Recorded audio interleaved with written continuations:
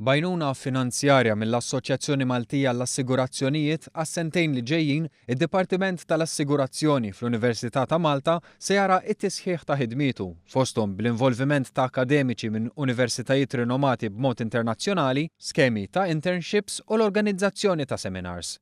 B'hekk l-istudenti jingħataw tagħlim u taħriġ ta' livell ogħla u jkunu iktar preparati għad-dinja tax-xogħol.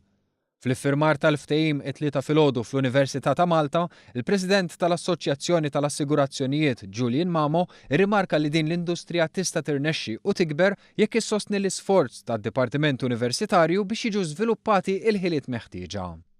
Adrian Gallia, Direttur Ġenerali tal-istess assoċjazzjoni, spjegalna li dan jirrifletti r-realtà f'din l-industrija. Qed ikollna ħafna mill-membri tagħna illi fejn bażikament qegħdin jgħidulna kemm hu diffiċli llum il-ġurnata biex issib nies ta' kwalità, tajjeb. U din hija industrija li qiegħda dejjem ktar jgħaddi żmien qiegħda dejjem tikber. U allura ħassejna ħtieġa li għandna bil-prattika nippruvaw nsibu soluzzjonijiet.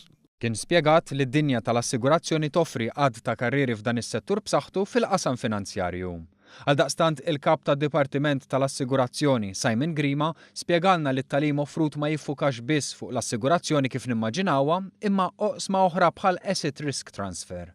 Jidentifika r-riski li hemm fil-pajjiż, fil-business, fil-kwalità ta' ħajja u jara fejn kif nistgħu aħna dawk ir-riski li aħna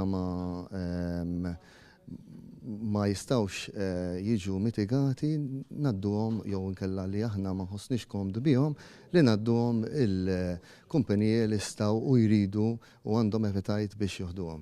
Kien spjegat kif dan id-dipartiment rat kabbir sostanzjali fl-aħħar snin biex jirrifletti l-bżonn tas-suq u l-interess tal-istudenti. Bil-finanzjament ġdid l-idea hi li jonqos id-distakk bejn l-industrija u l-edukazzjoni.